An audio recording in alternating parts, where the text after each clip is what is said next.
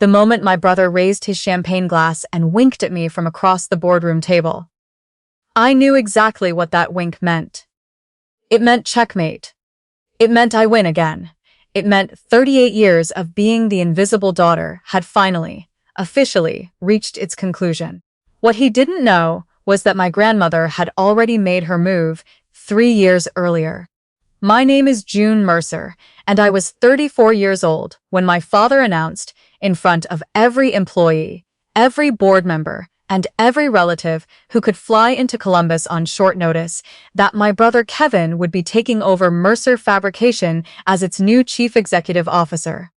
I stood near the back of the conference room. Same place I always stood. Not because I was hiding, but because that was simply where I had always ended up. Slightly off to the side, slightly out of frame, watching everyone else take their places at the center of whatever room we were in. My father tapped his glass. The chatter settled. I remember thinking the room smelled like catered sandwiches and carpet cleaner.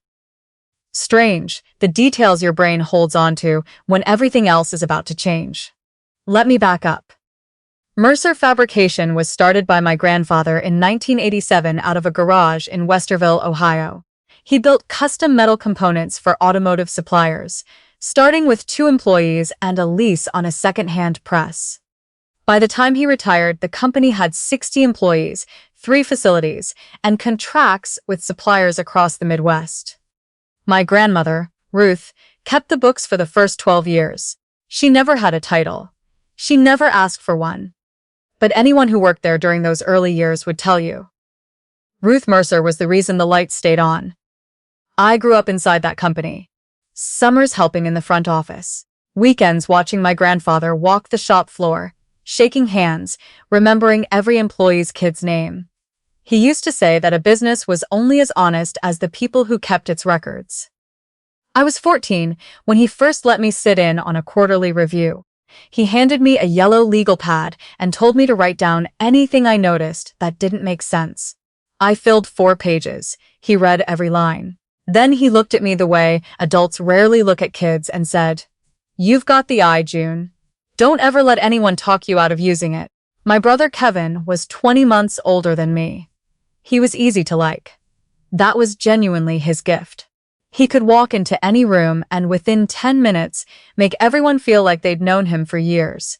He was funny, broad-shouldered, and he had my father's same way of filling a space just by standing in it. When Kevin laughed, people around him laughed too, often without knowing why. Kevin also had no interest in operations, no patience for financial analysis, and a consistent history of delegating anything complex to whoever was nearest. None of that seemed to matter to our father. Dad had always seen Kevin as the natural successor, not because Kevin had proven it, but because it felt right to him, the oldest child, the son, the one who looked the part. In our family, that was often enough. When I graduated from Ohio State with a degree in accounting and a minor in business management, my father congratulated me at dinner and then spent the rest of the meal talking to Kevin about his new truck. I joined Mercer Fabrication at 23 as a junior financial analyst. I wasn't hired out of favoritism. I applied, interviewed, and was evaluated by the CFO at the time, a steady, methodical man named Arthur Webb, who had worked with my grandfather since the beginning. Arthur didn't do anyone favors. He hired me because I could do the job. Over the next 11 years, I worked my way up. Controller by 28, VP of Finance by 31. I managed our banking relationships, renegotiated 2 supplier contracts that had been bleeding us for years, and guided the company through a cash flow crisis in 2019 that my father never fully understood the severity of because I had handled it quietly and quickly enough that it never reached his desk in a form that alarmed him. That was the thing about my work. When I did it well, nothing happened. No drama, no emergency, no headline. And in a family business, no drama means you're invisible. Kevin, meanwhile, had been VP of Sales since he was 26. He was good at the client side. Genuinely good. He could close a deal over a steak dinner that 3 rounds of emails couldn't move. I will say that about him honestly, because it's true. But sales was the only function he ever really engaged with. The moment a conversation turned to margins, to capital expenditure, to the actual mechanics of running a company, Kevin's eyes went somewhere else. Dad didn't seem to notice. Or maybe he noticed and decided it didn't matter because Kevin would have people around him who could handle that part. People like me, presumably, though that was never said aloud. My grandmother noticed. Ruth Mercer was 81 years old, sharp as a blade, and deeply unimpressed by performance. She had outlived my grandfather by 9 years and spent those years doing what she had always done. Watching, listening, keeping her own counsel. She called me every Sunday. We talked about the business, about what I was working on, about problems I was trying to solve. She asked real questions. She understood the answers. 2 years before she passed, she sat across from me at her kitchen table in the house on Larkspur Drive and said something I didn't fully understand at the time. "I've already done what needed to be done, June. You just keep doing your work." I asked her what she meant. She smiled and pushed a plate of oatmeal cookies toward me. "You'll know when the time comes." She passed away 18 months later in February. She left me her jewelry, her kitchen table, and a card that said she was proud of me. The rest of her estate went through the standard channels. I didn't think much about it. I was grieving. I went back to work. Then came the day of the announcement. My father had been planning it for months. He told Kevin first, then our mother, then apparently most of the leadership team, and then, about a week before the event, me. In a 5-minute conversation at the end of a budget meeting where he said, "By the way, June, we're going to be formalizing Kevin's role at the company dinner. Just wanted you to know beforehand." That was it. That was my heads up. I said, "Okay, Dad." Because what else do you say after 11 years when someone has already made the decision and is informing you as a courtesy? The company dinner was held at the Marriott downtown. The company rented out the private banquet room. There were centerpieces. There was a slideshow. There was a video tribute to my father's leadership and my grandfather's legacy, set to a piano piece that made my mother cry.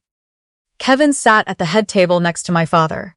His wife, Amber, wore a red dress and spent most of the evening taking photos for her Instagram. I sat at a table with Arthur Webb, now retired, and 3 members of the operations team I genuinely liked. I was fine. That's the truth. I had spent a long time making peace with the shape of my family. I knew where I stood. I had my work, my apartment on the north side, my cat, my routines. I was not standing in that room quietly burning. I was just standing in that room. My father rose to speak just after the entrees were cleared. He talked about Mercer Fabrications' history. He talked about my grandfather. He talked about legacies, about stewardship, about the next chapter. He looked over at Kevin, and his voice went warm in the way it only did for Kevin, and he said, "There is no one I trust more to carry this forward." Kevin stood, applause. He gave a short speech. It was charming. Of course it was charming. He thanked my father, thanked the team, thanked Amber, mentioned my grandfather's memory, made a joke that landed well. Then he reached into his jacket pocket and pulled out a small brass key on a simple ring. It was symbolic. The key to my grandfather's original shop, the one in Westerville that had since been converted into a storage facility. My father had kept it all these years. Now he was handing it to Kevin. More applause. Kevin held it up and grinned, and across the room, he caught my eye and gave me that wink. I looked back at him steadily and didn't look away. That's when the door to the banquet room opened. A woman I didn't recognize walked in. She was perhaps 55, composed, in a dark blazer, carrying a leather portfolio. She spoke briefly to one of the event staff, who pointed toward Arthur Webb. She walked over, leaned down, and said something quietly to Arthur. He nodded once, stood, and they walked together to the front of the room. Arthur asked my father if he could have a moment. Dad looked surprised but smiled. He thought it was a toast. Arthur had been with the company since the beginning. Everyone expected him to say something sentimental. Instead, Arthur said, "There's a matter of legal documentation that must be addressed this evening. Margaret hears from Kellerman and Rowe." She was Ruth Mercer's attorney. The room shifted, not loudly, just the temperature changed. My father's smile held, but his eyes moved. Arthur, what is this? Margaret opened her portfolio. She removed a sealed envelope, cream-colored thick, with my grandmother's name printed in the return address corner. She said, Mrs. Mercer left specific instructions that this document be presented at the formal announcement of Mercer Fabrication's new leadership. Those instructions were clear and legally binding. I'm here to fulfill them. Kevin looked at my father. My father looked at Margaret. Nobody was applauding anymore. Margaret broke the seal. She explained first. Ruth Mercer, she said, had worked with Kellerman and Rowe for several years prior to her death to restructure her personal holdings. Most people in the family had understood that Ruth held a sentimental minority stake in the company, a small percentage my grandfather had put in her name decades ago as a gesture more than anything else. What no one outside of the attorneys knew was that Ruth had spent the last years of her life quietly purchasing shares. Through a holding entity, through private transfers with other minority stakeholders, legally and correctly, all properly filed, until she held 53% of Mercer Fabrication's outstanding shares. My father's face went still. Margaret continued. Ruth Mercer had established a voting trust to manage those shares. The trust had a single designated trustee, empowered to exercise all voting rights and oversight authority associated with the controlling stake. Margaret lowered the portfolio and looked directly at me. The trustee is June Mercer. Someone knocked over a water glass. I heard it clearly in the silence. I didn't move. I think I stopped breathing for a moment. I had known in some abstract way that my grandmother had done something. She had told me she had. But I had not known what, not specifically, not like this. Kevin pushed his chair back. I'm sorry, what? Margaret didn't flinch. The controlling voting interest in Mercer Fabrication has been held in trust for the past 3 years. Under the terms of Ruth Mercer's estate, that trust activates fully upon the formal announcement of new executive leadership. As of this evening, June Mercer holds authority over 53% of this company's voting shares. Kevin turned to my father. Dad. My father sat very still. Margaret set a packet of documents on the table in front of me. I looked down at them. My hands were steady. I was surprised to find my hands were steady. I had questions later, 100 of them. And Margaret and her colleagues spent the next several weeks walking me through every detail. But in that moment, sitting in a banquet room that smelled like catered chicken and conference carpet, with 40 of my colleagues watching in complete silence, I understood the shape of what my grandmother had given me. Not the shares, not the power, the truth. She had watched for years. She had watched the same thing I had watched. My father's blind spot, Kevin's drift, the slow erosion of the principles my grandfather had actually built the company on. And she had done the one thing she knew how to do. She had kept the books. My father found his voice first. He said my name. Just my name, quietly, the way he used to when I was a child, and had done something he hadn't expected. I looked at him and said, I'm not going to change anything tonight, Dad.